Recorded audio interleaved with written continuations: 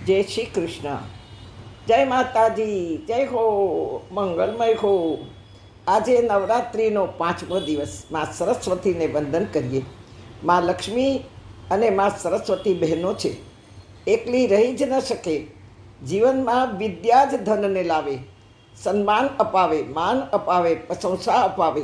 બાકી જીવન તો અબળ રહીને પણ વિતાવી શકાય છે, પણ વિદ્યાને માન છે અથવા ધર્મને માન છે. અમારા ભક્તો ક્યાં સ્કૂલ, કોલેજ કે યુનિવર્સિટીમાં ભણવા ગયા હતા, અને છતાંય આજે પણ વિશ્વમાં છવાયેલા છે. વિદ્યા કેવી લીધી એના પર જીવનનો આધાર છે. જીવનની વિદ્યામાં અધ્યાત્મ વિદ્યાની જરૂર છે. અધ્યાત્મ જ્ઞાન તત્વાર્થમ. તો જીવિકાની વિદ્યામાં ડિગ્રી મહત્ત્વની છે. બંનેમાં અધ્યાત્મ વિદ્યા શ્રેષ્ઠ છે. માં સરસ્વતીનું સ્થાન જીભ ઉપર છે. આપણા બે ગાલ માના ઓશિકા છે. કંઠ આ વીણાનો ઝંકાર છે. ક્યાંક માનું વાહન મોર બતાવ્યું છે, તો ક્યાંક હંસ બતાવ્યું છે. ગાયત્રી માનું વાહન હંસ છે. કહેવાય છે કે હંસ પાસે દૂધ મૂકો તો દૂધને ચાંચમાં ભરી અને બે ચાંચને ફત ફત અફડાવી દૂધમાંથી પાણી છૂટું પાડીને ફેંકી દેશે અને પનીર થઈ જશે, એને ખાઈ જશે. વિદ્વાનો એમાંથી અધ્યાત્મ શોધ્યું છે. નીર ક્ષીર વિવેક વિદ્યાવાન લભતે જ્ઞાનમ તત્પરમ સંયતેન્દ્રિયમ. ભગવાન ગીતામાં કહી રહ્યા છે. હા, વિદ્યાવાન વ્યક્તિ સંસારનું પાણી ફેંકી ક્ષીર એટલે અધ્યાત્મના ખીરને, દૂધને અપનાવશે. સંસાર પાણી જેવો છે, તેમાં રહેલા પરમાત્મા ક્ષીર છે. તેથી તો હમણાં કહ્યું ને કે વિદ્યાવાન લભતે જ્ઞાનમ તત્પરમ સંયતેન્દ્રિય. વિદ્યા પ્રાપ્ત કરેલો વ્યક્તિ જ જીવનમાં તમામ લાભ પ્રાપ્ત કરી શકે.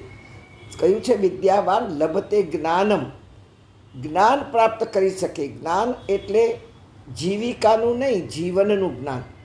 પણ ક્યારે જ્ઞાન પામવા એ તત્પર હોવો જોઈએ. વિદ્યા પામવા તત્પર હોય છે, પણ ડિગ્રી મળે એટલે બધું ભૂલાઈ જાય, માત્ર વિદ્યા જ યાદ રહે. પણ જ્ઞાન પામવા તત્પર હોવો જોઈએ. પણ તત્પર ક્યારે થવાય? સંયતેન્દ્રિયમ. ઇન્દ્રિયોમાં સંયમ, બુદ્ધિમાં સ્થિરતા, મનનો ઉત્સાહ જ શ્રેષ્ઠ બનાવશે માનવને. અથવા હવેના યુવાનો એમ કહે અમે અમારા બાળકોને બેસ્ટ બનાવશું. અરે ભાઈ, અહંકાર મૂકી દે. બેસ્ટ તો એના જન્મોના કર્મો લઈને આવી હશે કે આવ્યો હશે બાળક, એની મેળે બેસ્ટ બનવાનો જ છે.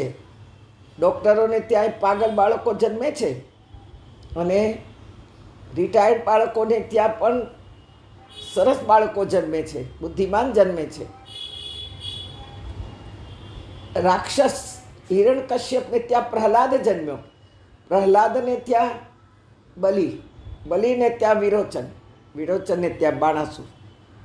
ક્યાંક ભક્ત જન્મે છે તો ભક્તને ત્યાં પણ અસુર જન્મી શકે છે. માટે કોઈ દિવસ આવો અહંકાર કરવો નહીં કે અમે અમારા બાળકોને બેસ્ટ બનાવશું. ભાઈ, બેસ્ટ બનાવવાની વાત મૂકી દે અહંકાર. શ્રેષ્ઠ બનાવવાનો પ્રયત્ન કર. બેસ્ટમાં કર્મો કામ કરશે. જ્યારે શ્રેષ્ઠ બનાવવાનો વિચાર કરીશ ત્યારે સ્વયં ભગવાન તારા બાળકમાં જોડાઈ અને એને શ્રેષ્ઠ બનાવશે.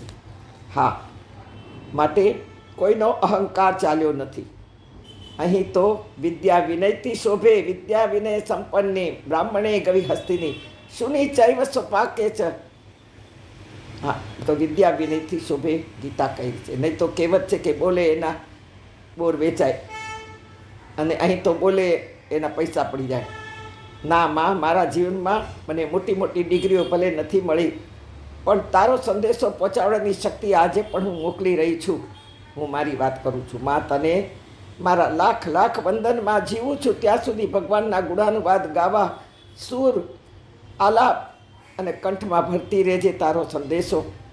હા માં, માં સંદેશ વાહક બનાવી રાખવાની કૃપા કરજે. વાણીની દેવી માં શારદા નમન તને, વીણાવાદિની માં શારદા નમન તને, અમૃત બનીને તું કંઠે મુજ આવજે, વીણા ઝંકાર મારા કંઠમાં વહાવજે. ચરણે ધરું છું હું બુદ્ધિને મંતને, વીણા વાદિની માં શારદા નમંતને.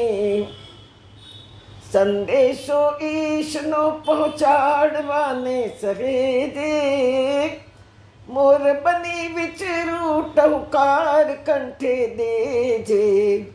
રાખજે અહંકારથી તું અલગ મને, વાણીની દેવી માં શારદા નમંતને. ઋષિઓનો સંદેશો વિશ્વે પહોંચાડું, માનવને માધવની મસ્તી લગાડું. દૈવી સંદેશ કાજે દિલડું આતંગને, વાણીની દેવી માં શારદા નમંતને.